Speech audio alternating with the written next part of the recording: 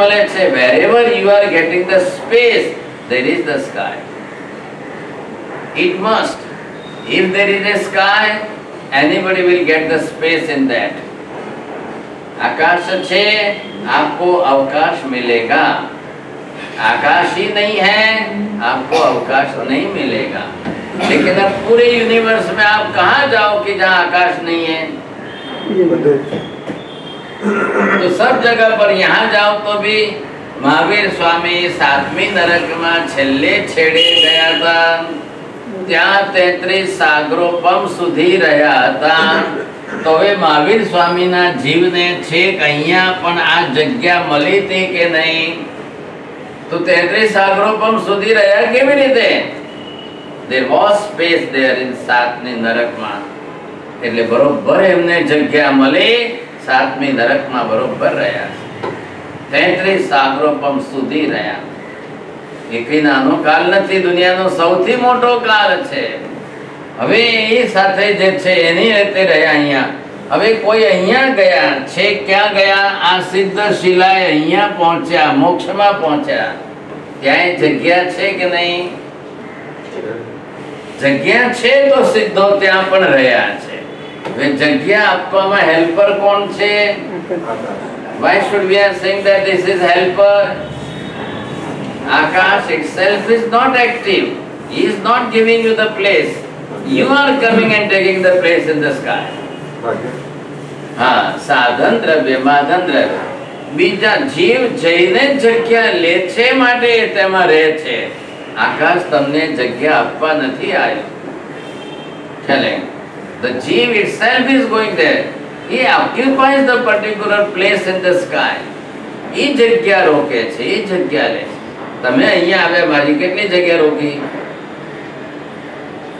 તો તમારા હિસાબે જે છે, તમે જેટલો એરિયા કવર કર્યો છે જમીન ઉપર અને આ આટલા ઉપર તમે, તો આ તમારી જગ્યા આકાશ છે.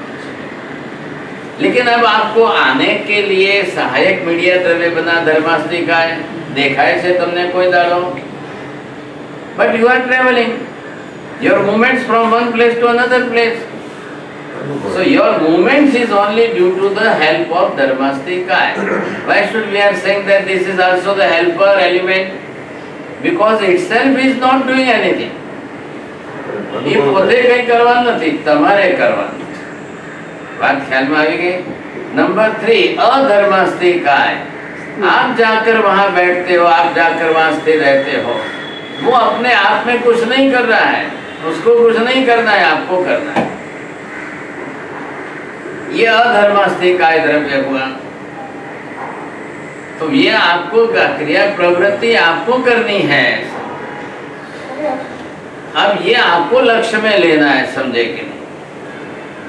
હવે આ 3 દ્રવ્ય થયા છે, એટલે આપણે અહીંયા અરૂપી નામ પાડ્યું. ખ્યાલ है कि नहीं? अब मैं 3 शब्द और अलग डिफरेंट लिखता हूँ. अब जिसको आप अमूर्त शब्द भी आप इसी के लिए लिखो. अरूपी भी है, अमूर्त भी है. There is no shape and size for that.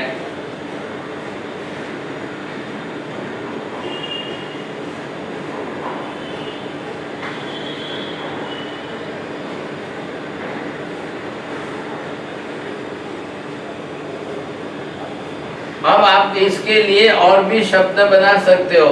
अवर्णी, अगंधी, अरसी, अस्पर्शी. आप ये शब्द सब इसके लिए चलेंगे. તમે લખી લો છે કે હું લખું?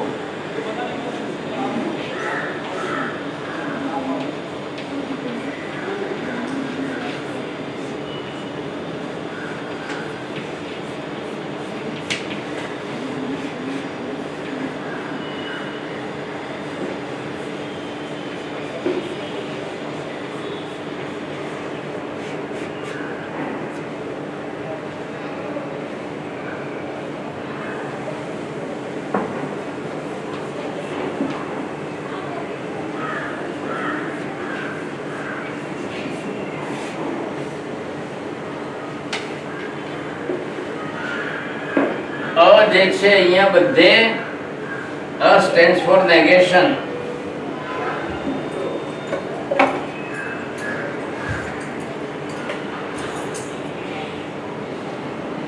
હવે આ બધા શબ્દો અરૂપી, અમૂર્ત, અરસી, અગંધી, અવર્ણી, અસ્પર્શી, અદ્રશ્ય, આ બધા કોના માટે ચાલી રહ્યા છે? આ ચાર માટે છે બધા. બીજા ચાર દ્રવ્યો આના માટે આપણે નામ લખી દીધું છે, એટલે હવે એના બીજા ચાર દ્રવ્ય, આ ચાર દ્રવ્યો આવા છે. હવે ચારેની હાથે આ બધા નામ બેસાડીને બોલવાનું છે. બોલો.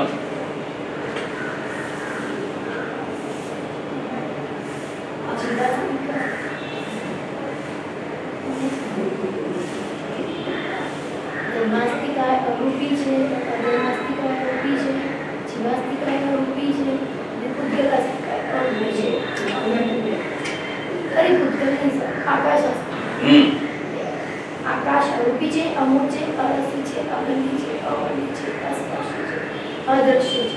ब्रह्मास्तिका अरूपी છે, अमूर्ति છે, अरसी છે. अब इसका मतलब मीनिंग क्या हो गया?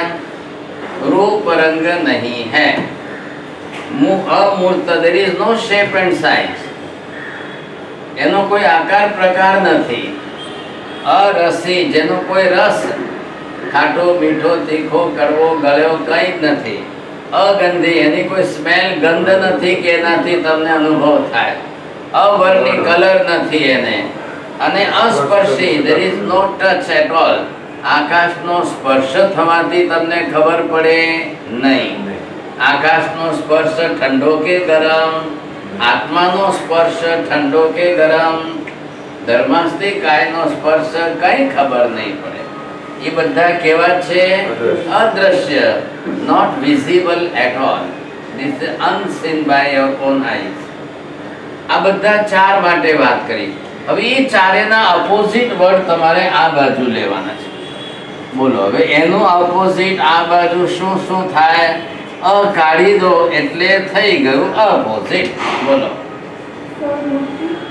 સરૂપી, સમૂર્ત, સરસી, સગંધી, સવર્ણી, સસ્પર્શી, સદ્રશ્ય. હવે તમે સ ન લગાડો તો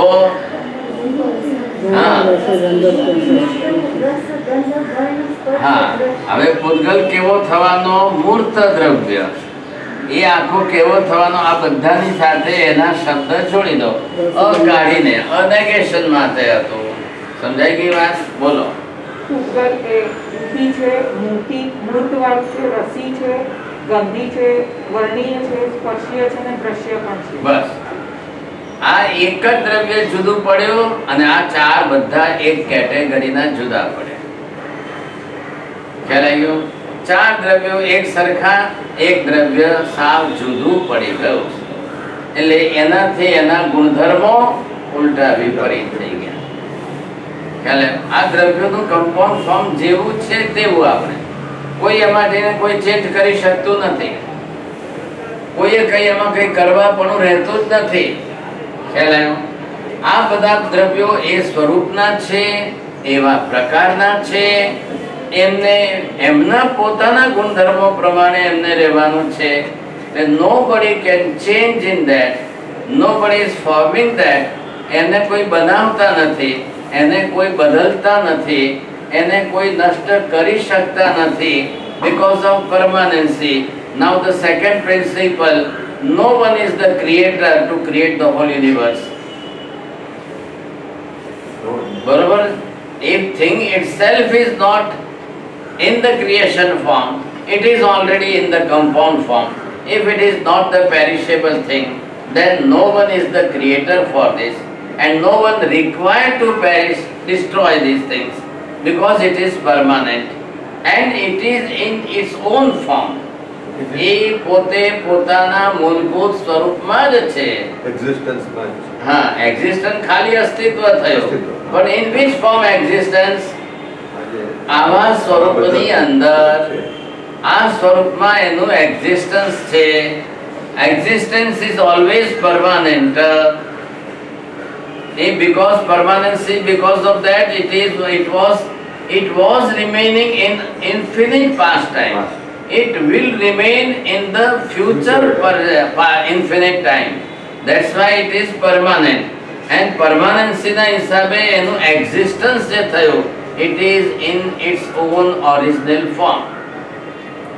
એના કારણે શું થવાનું? આત્મા અનંતા કાલ પહેલા ભૂતકાળમાં પણ એવો જ હતો, આજે પણ એવો જ છે, અનંતા ભવિષ્યકાળ પછી પણ આત્મા એવો ને એવો જ રહેવાનો છે. બોલો, એ રીતે જ બોલ્યો શબ્દ.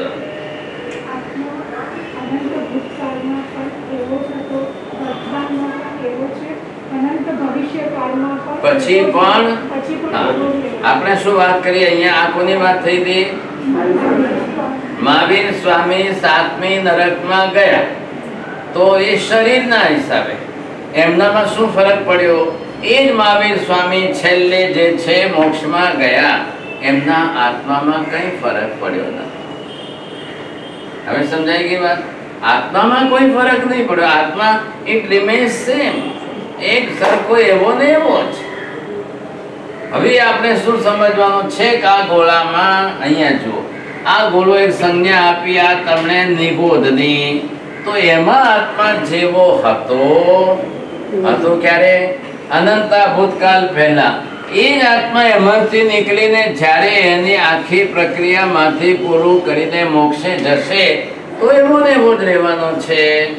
એટલે નિગોધમાં રહેલા આત્મામાં અને મોક્ષે ગયેલા આત્મામાં આત્મ દ્રવ્ય સ્વરૂપમાં no change at all. That's why